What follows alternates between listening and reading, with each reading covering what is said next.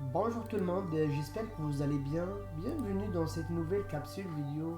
Aujourd'hui, on va parler sur les meilleurs outils de stockage ou on peut dire les meilleurs outils de backup et de synchronisation en ligne.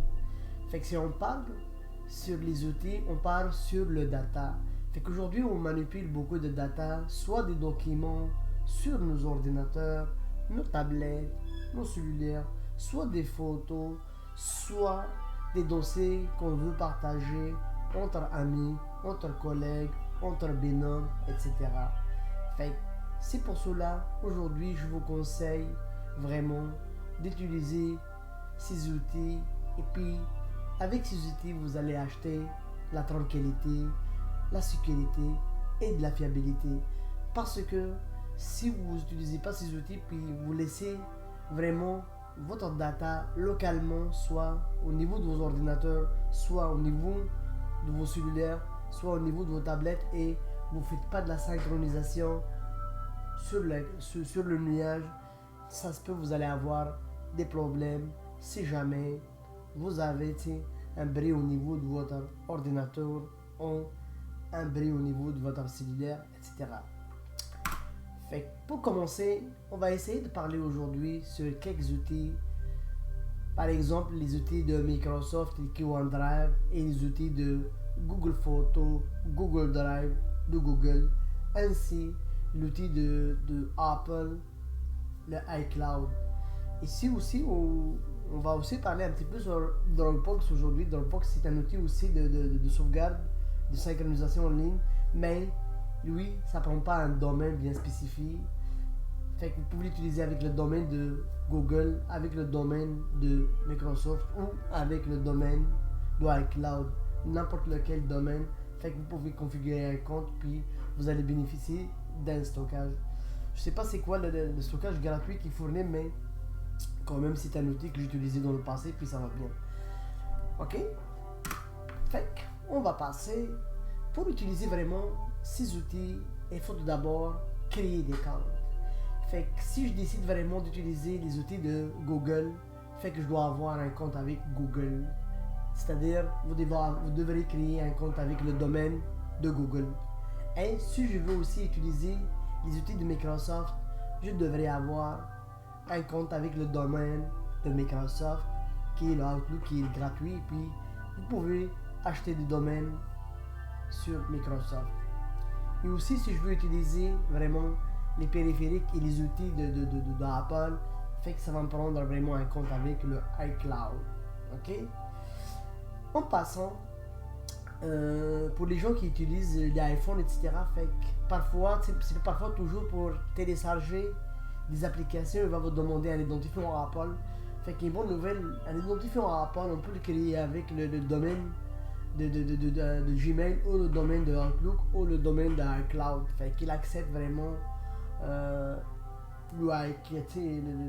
l'identifiant à Apple qui va vous permettre vraiment de downloader des applications. C'est un mode d'authentification. Mais pour bénéficier vraiment d'un espace de stockage sur le nuage, fait que ça prend vraiment le domaine iCloud.com. Ok?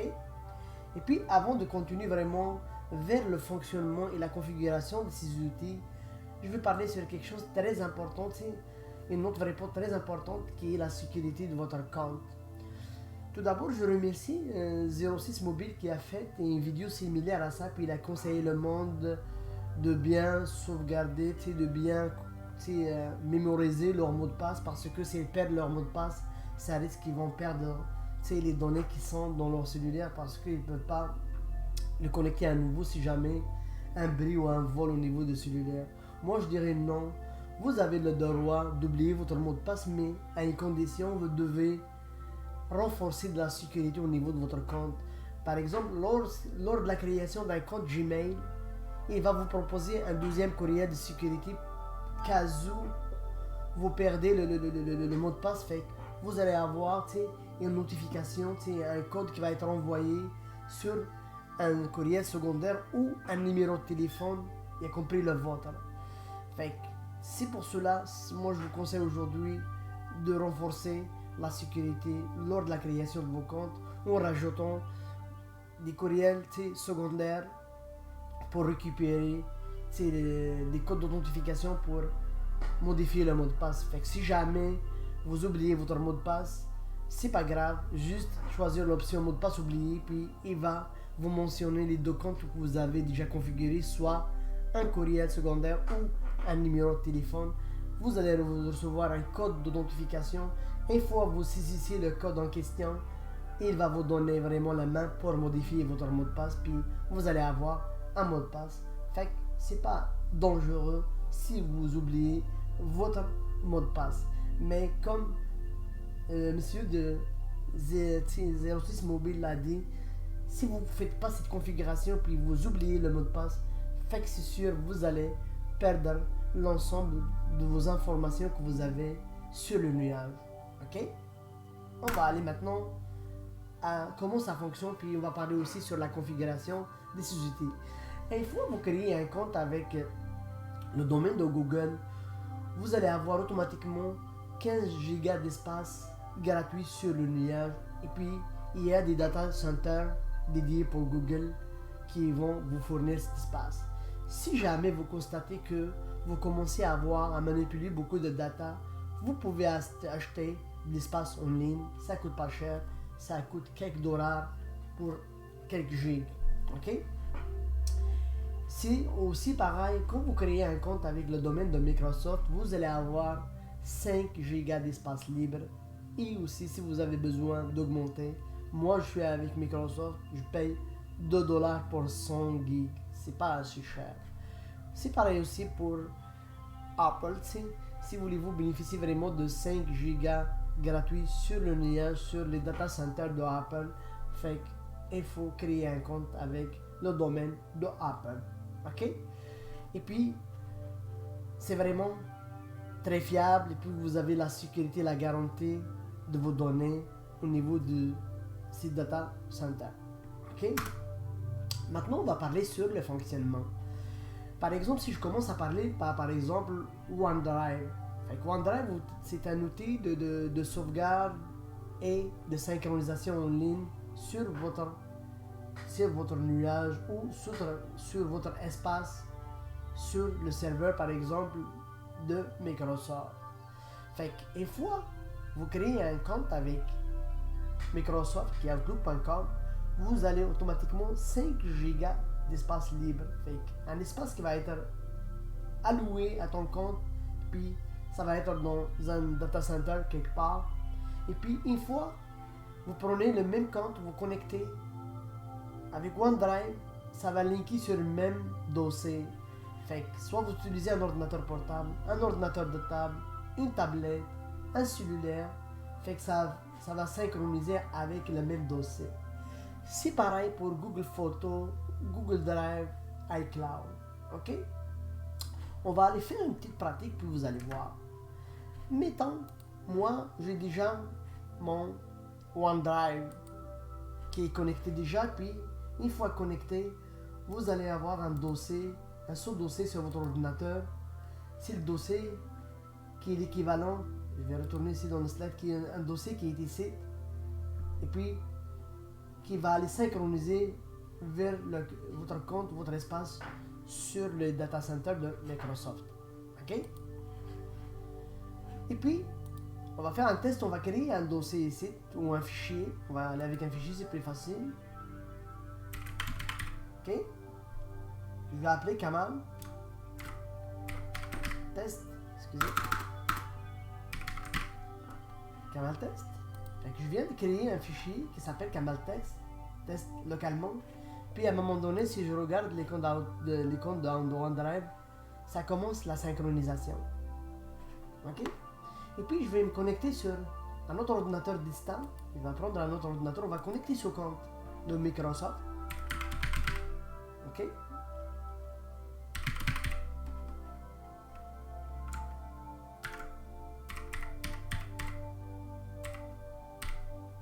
Vous allez voir,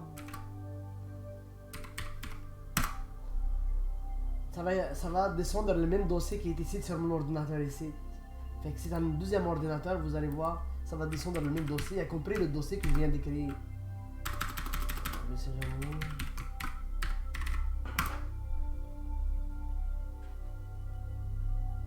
puis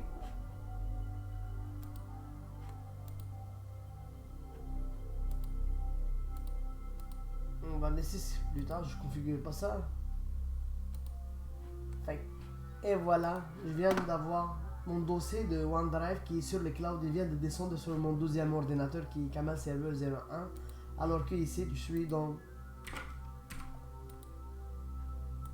ici dans le serveur 02. Ok. Fait que je suis connecté à distance sur le serveur 1, puis ça a descendu, puis je devrais avoir le dossier que j'ai créé qui s'appelle Kamal Test. Ok. On le voit ici, Kamal Test avec le trait de nuit en bas. Qu'est-ce qu'on va faire? On va aller sur... On va supprimer 8 pour ne pas confondre. On va aller sur le cloud maintenant. Fait que c'est l'équivalent de ça. Je vais vous remettre le schéma comme ça. Fait que j'ai créé un dossier qui s'appelle Kamal Test. Fait qu'il a créé une copie sur le cloud. Puis je me suis connecté dans un deuxième ordinateur. J'ai connecté mon OneDrive. Ça a descendu le même dossier, le même fichier, les mêmes dossiers pour moi. Puis ça a synchronisé avec mon espace réservé dans les data centers de Microsoft. Fait que ça a synchronisé. Ok? Fait qu'on vient de faire, tu sais, un téléversement. Ok? Fait que c'est la même chose soit pour le download ou l'upload. C'est la même chose. C'est la même. C'est vice versa. On voit ici la flèche verte, c'est download, upload. Fait que c'est la même chose. Soit vous modifiez un fichier sur le cloud, ça va se modifier localement. Ou vous modifiez un fichier localement, ça va se modifier dans le cloud. Ok? On va aller maintenant dans le cloud pour voir vraiment si on a. On va aller dans notre OneDrive dans le cloud. Fait que c'est l'équivalent. C'est l'équivalent. Je suis en train de connecter ici. Fait que tantôt j'étais ici localement, mais maintenant je vais aller me connecter sur le cloud. Pour être clair.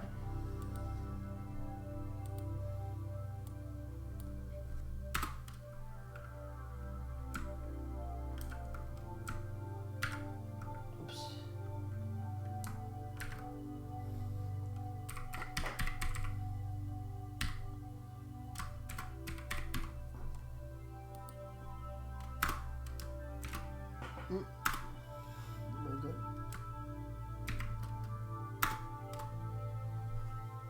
Je vois pas mon point, ça sera pas là. Oups. Ouais. Fait que, normalement, je devrais voir le fichier, tu sais. Kamal Test. On va aller tranquillement, puis il va s'apparaître ici avec. Bon.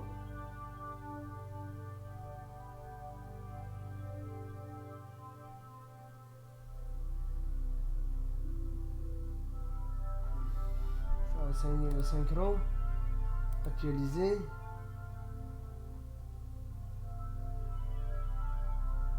Ok, fait qu'il est ici, Kamal Test, fait que le fichier que j'ai créé.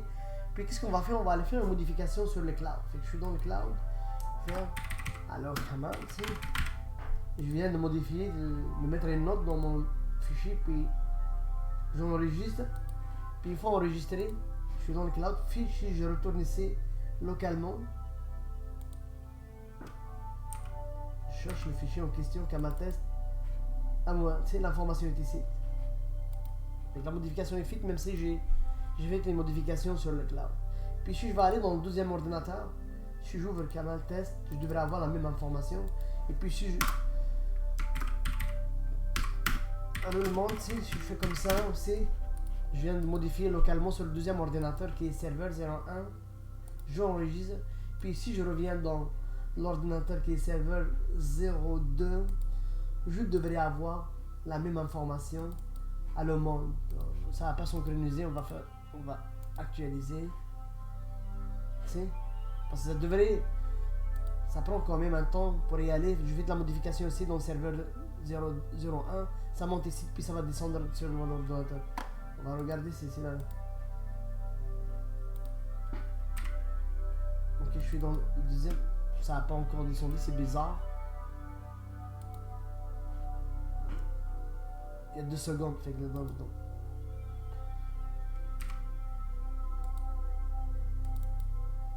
Voilà, à le monde. Fait que la modification est faite.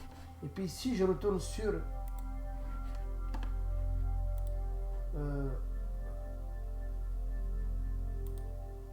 si je retourne sur ce dossier, normalement je dois voir à le monde.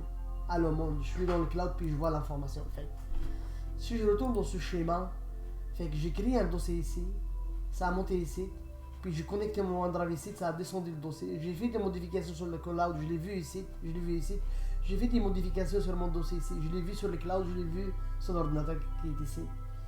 Fait que ça travaille vraiment avec mon espace, puis ça synchronise très bien.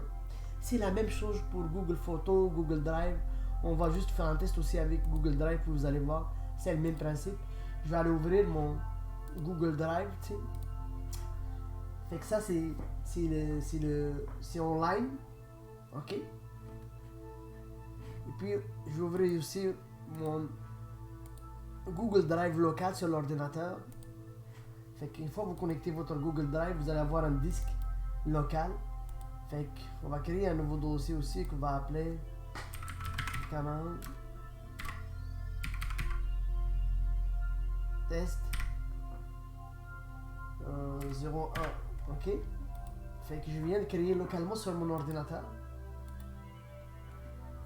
Puis normalement, je devrais avoir ça dans le cloud. Ok. Attends. Ça c'est mon disque local. On va aller ouvrir le Google Drive dans le cloud. Fait qu'on voit la synchro qui est faite ici. Puis on va aller dans le cloud, dans le nuage. Canal test 01 avec les sites ici. Si je fais une modification aussi, normalement ça devrait le faire. On va faire juste ma modification du fichier. On va faire 2. J'ai renommé le fichier sur le cloud. Puis normalement, localement maintenant, je devrais avoir la même nom. C'est au lieu de test, Kamal test 02, ça va être 03 parce que j'ai renommé le fichier. Et puis, il n'y a pas encore actualisé. Je m'attendais que la synchro va se faire, tu sais. Mais non pour l'instant. Ok, c'est fait. Test 02. Fait que c'est ça la modification que j'ai faite sur le cloud. Ok. Fait que c'est ça. Fait que moi, je vous encourage vraiment d'utiliser ces outils de backup parce que avec ces outils, vous avez toujours une copie sur le cloud, une copie de vos photos, de vos documents, de vos fichiers très importants. Et puis, imaginez-vous, si jamais chez vous, on touche le bois, on veut pas ça, puis si jamais votre maison prend le feu, puis vous allez perdre tous vos périphériques, y compris vos ordinateurs, vos tablettes, etc. Vos disques durs externes, mais vous avez toujours une copie en ligne. Et puis, si jamais vous êtes en voyage, puis tu as besoin d'un document très important, puis pour aller signer, envoyer à quelqu'un, fait que tu vas accéder, tu vas prendre un ordinateur, tu vas aller dans ton Google Drive ou OneDrive, tu vas aller sur ton OneDrive et puis tu vas aller chercher tes documents sur OneDrive online. Tu n'as pas besoin d'un ordinateur local parce qu'online, tu peux aller télécharger, téléverser vos documents, etc.